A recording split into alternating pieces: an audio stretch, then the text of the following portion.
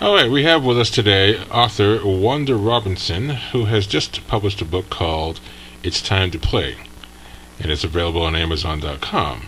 Now, Mrs. Robinson was born and raised in Greenwood County, South Carolina, so she is a South Carolina girl. She earned her Bachelor of Arts in English at, I believe it was Lander University, right there in Greenwood.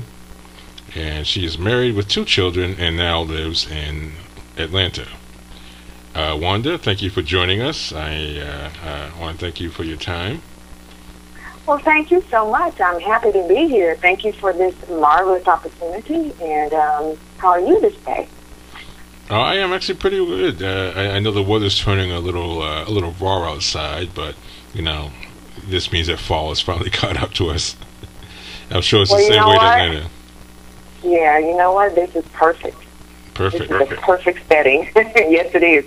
Gloomy, right? Halloween is coming up, so it's gloomy outside, a little rainy. You know, it's perfect. I love this type of weather. Okay. Yeah. Oh, I know a lot of people in the South are like, "Oh my God, where did summer go?" Okay. I know. Tell us a little bit about your book. It's called "It's Time to Play." Is this what kind of a book is it, and what is it about? It's fiction, and it's about a little girl, and she's in the first person narrative. So she's telling her adventurous tales about her family, and it's about a family that moved from a rural area to a semi-city, and it's back in the 1960s.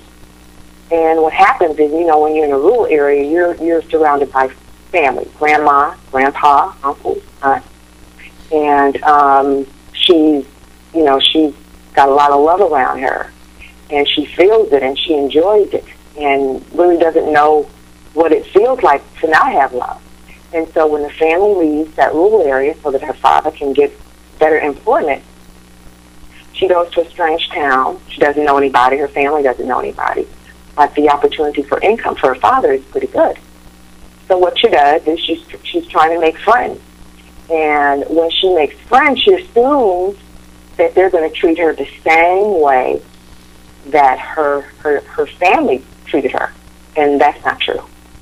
And she gets into all kinds of little things, and she finds out, and she's very adventurous, and she's very telling. She likes to describe things. She's just so good with nature. She loves all kinds of things. And when she sees things, she sees things in her perspective, not what someone else tells her. She's very honest. Like if you were a little girl and you saw something, you would want to just taste it and feel it, and not say, okay, just think that somebody else is saying to you, well, this apple is good. Well, my character doesn't want you to tell her that. She wants to feel it and taste it for herself to give her own perspective. And so, not to reveal too much of the book, but that's who she is.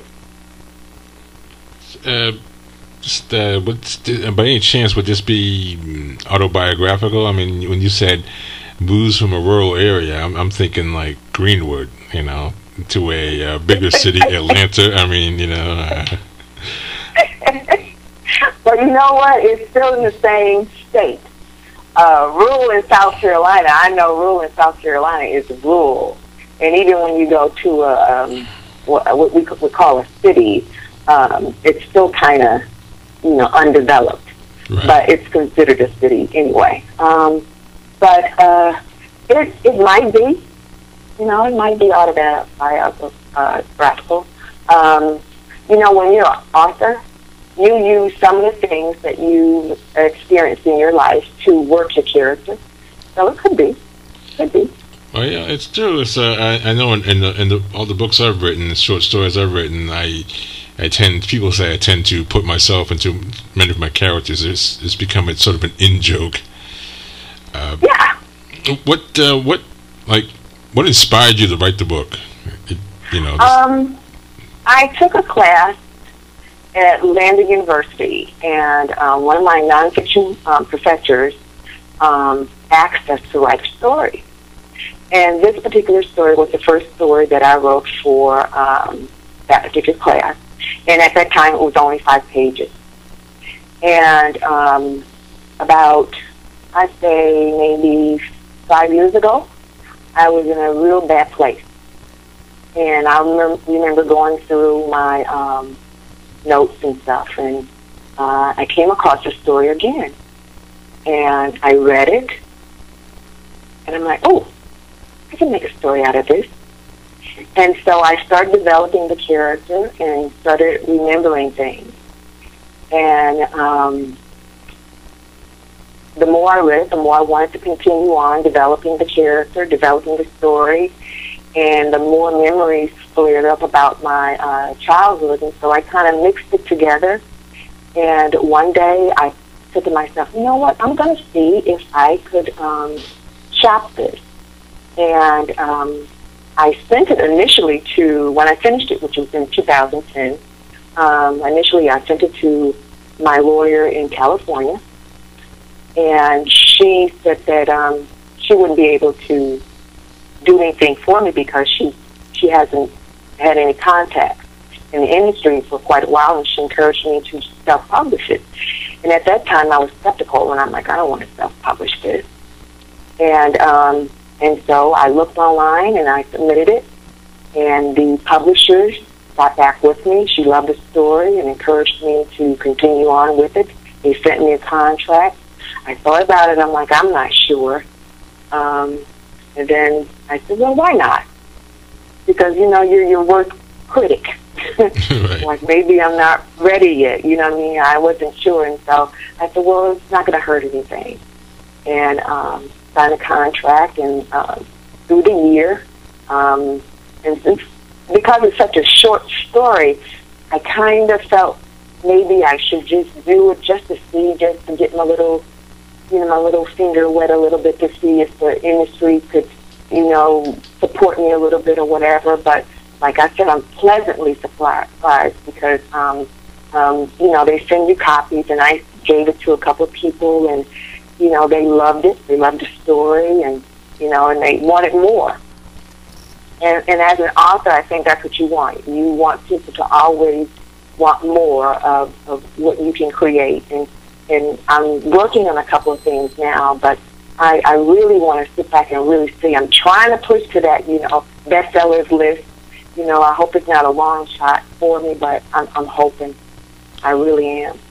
Well, you know, I've heard that the book sold out or almost sold out on the first day it was offered on Amazon. So maybe you're on your way to that bestseller, you know, really quickly.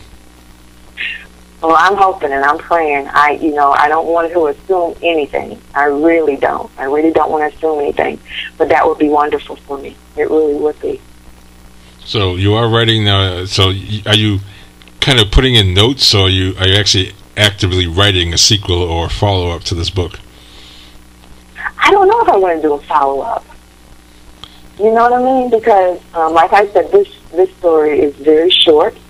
I want to do something more intense. You know, I like emotional writing. I like for people to really feel the character. And I want to do something a little bit lengthier so that I can get the whole picture, the entire picture of the characters, and bring in more than just a couple of years, bring in like maybe an entire life where there is a conclusion. But so far as continuing with this story, I don't know. I'm not certain yet. Okay, well, you know, there's hopefully there's plenty of time. I mean, you know, but your readers sounds like your readers will want to have, you know, further adventures. You know, I hope so. That's the natural thing. Okay, we want more. Yeah. We want more.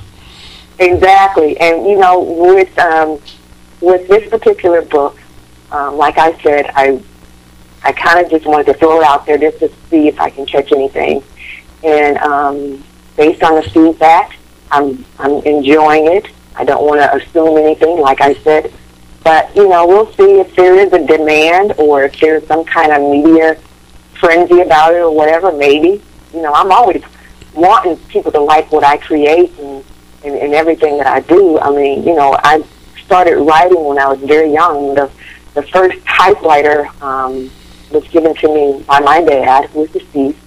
I was 10 years old, and I'll never forget how it looked. It was a light blue with white keys. Okay. And I can remember this.